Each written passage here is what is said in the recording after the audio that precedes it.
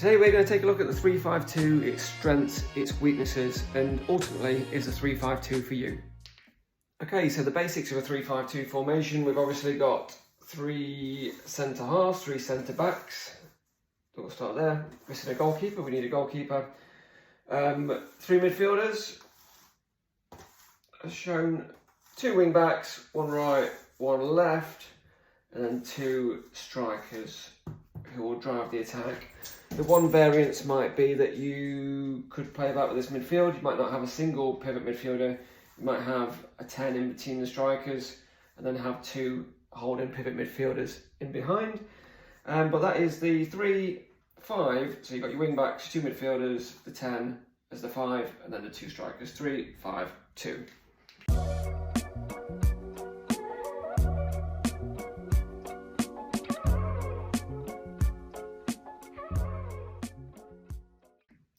Okay, so strengths of a 3-5-2. First one, I think, is that you've got a 3 centre halves. That's really, really solid, and that ensures that the back line stays compact. That does offer problems, but if we're looking at strengths right now, you can say really compact as a defensive unit, really tough to break down if we've got the right players in these wing-back areas, and more importantly, these centre halves know their roles to a T as well. Midfield control, you've obviously got 3 in the midfield, so you've got the benefit of 3 centre halves, 3 midfielders and 2 strikers. So you've got a really strong spine here, really strong spine through the team. You can control midfield in these areas. You've got lots of counter-attacking potential. So yes, you might get stuck in these areas at times, probably going to sit in a lower block.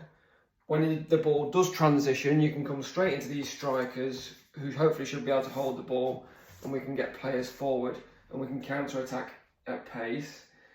And then we've got the flexibility of the wing-backs as well. So yes, as we've just said, that can become really solid as a back 5. But also, and this is why profile of these players is so important, you want them to be getting up here as well and really supporting the attack and being support for the 2 strikers that you've got up there.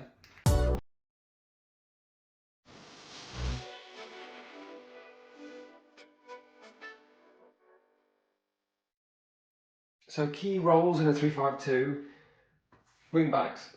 If you have not got the right profile of player in these wing back areas, then you're going to really, really struggle, and teams are going to get in behind you in these areas here. If you've got players that when, say we get caught with the ball here, we can't press immediately and they haven't come back into their shape, then you're going to get caught in areas like this, okay? That is just going to happen time and time again. You really, really need the right profile player in these wing-back areas. And that might be, well it is, obvious ones are like high cardio levels, really, really fit. You want them to be technically good, but they have to get up and they have to get down as well. Communication has to be really, really strong in these areas. But just that willingness to get up and down is so, so important. Because otherwise you're going to find yourself like this most of the game. And you're going to be stuck in, you're going to get the ball back, maybe you've got the ball here, we're going to be really, really deep, we're going to be something like this. This happens a lot in a 3-5-2, and then these players try and get out, we play sideways passes here maybe, and that's just such an easy press to come and get there. And the opposition have made you come into this sort of area, so you're playing in half the pitch because you're camped in a back 5, really struggle to get out. Because these players aren't the right players, because as soon as you win the ball back here, they need to try and get as high as possible to offer forward passes and just get us up the pitch as soon as possible. Central midfielders are really, really important as well. They're going to have to work hard and they're going to have to recognise danger as well. So if these players do get caught and players get into these areas, ideally you'd want that to happen, the back 3 come across, but there's an organisation here to happen as, does someone fit into that area, the pivot normally. If these 3 can't get across, does that happen and they come and press the ball?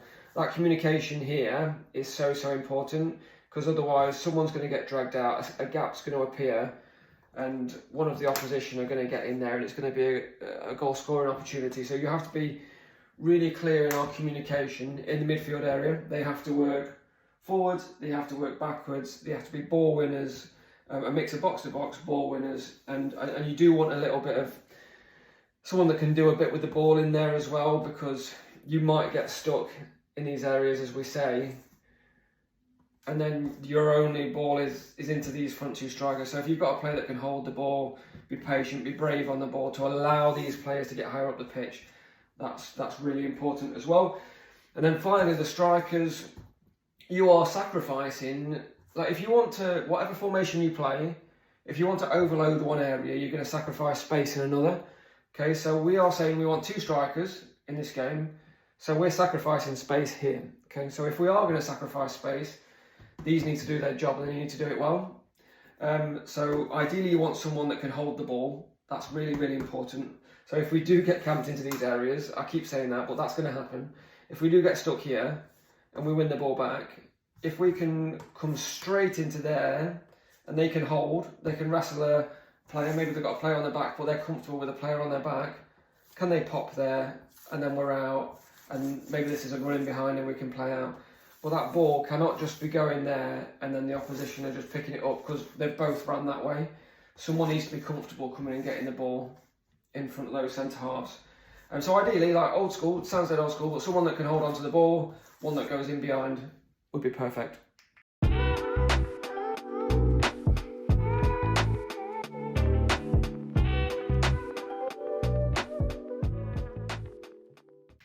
So what are the tactical advantages of the 3-5-2? First one's overloads in midfield, right? So we have got strong overloads in the central areas.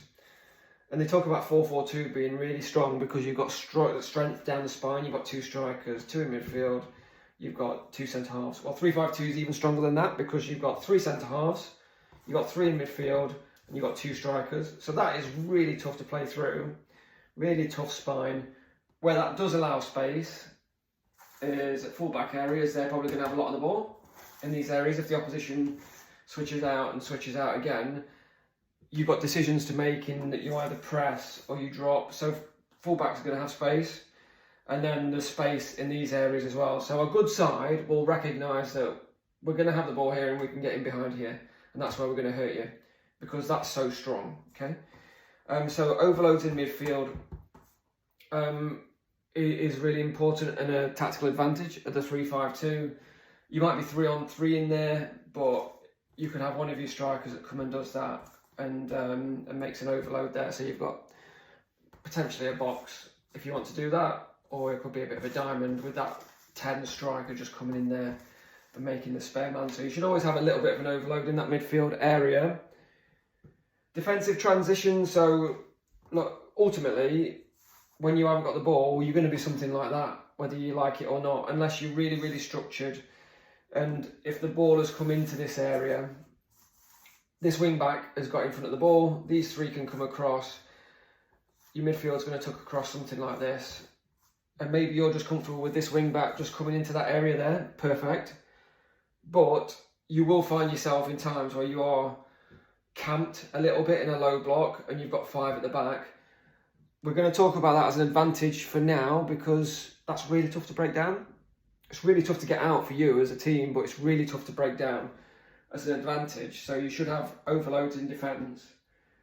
And then you've got flexibility in shape as well. I've just shown you one example there, but there's lots of different ways that you can manipulate this formation to suit your needs.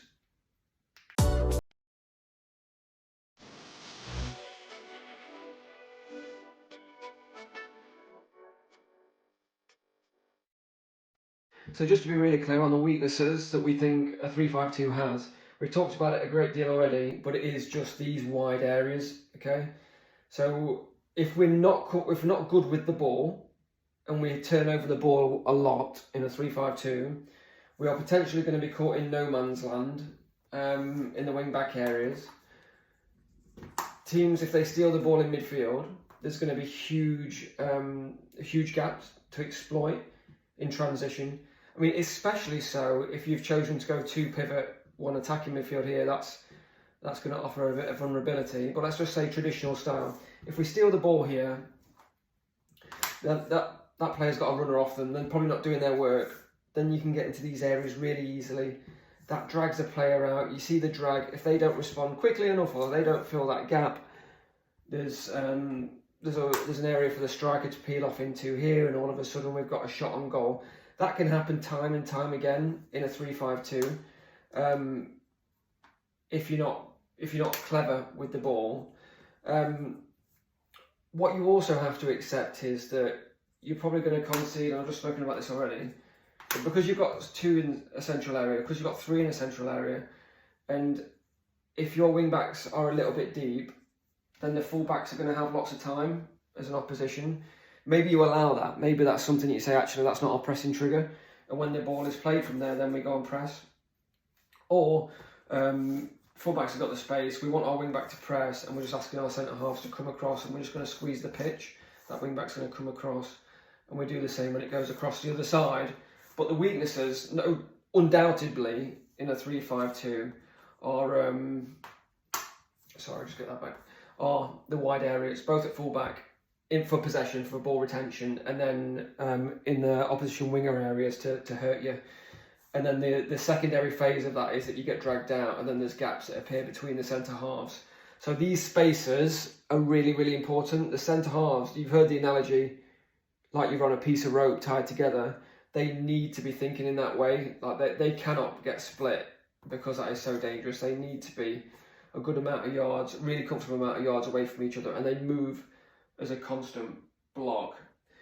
And then just one thing to end on, so we finished with weaknesses, we talked about strengths, we talked about structure. What the 3-5-2 does give you, if these centre halves are good with the ball, and let's hope that they are, or comfortable at least, then when you are in possession, these wide players want to be coming out wide like that, not necessarily wide, but into the half spaces here, and you can really control a game of football with a back 3, really control a game of football, because that's going to be really hard to press for the opposition. And if we do have bravery here, that allows the wing backs to get higher up the pitch, and it gives you more coverage in these areas to go and play. And you'll find that normally oppositions play, there'll be a winger that presses here, there'll be a striker, and then there'll be a wide player that's probably tucked in. So this player, no matter what side the ball's on, the opposite centre half should be available for switch, and then be able to progress and drive. And when they do get the ball, drive, get the yards. If that happens, they tuck in. This one becomes available again. There's nothing wrong with turning out, pivoting, and coming out that side, and then we're driving again for another 10-15 yards just to get the space. And all the time that is happening, these wing backs are getting higher and higher up the pitch, and that's really uncomfortable, because you've got 2 marking there, you've got 2 marking here, you've got man for man on a back line. Really, really dangerous all of a sudden. So the ball retention here, very important. That allows an overload here, and it's not an overload in terms of 5v4, but you've got a man for man situation, and that can quickly turn into an overload. If our touches are right and we retain the ball and we drag one player away, or we beat a man, say we get the ball into here, they beat a man, all of a sudden now we've got an overload, we've got a 4v3. So that ball retention here starts everything in a 3-5-2.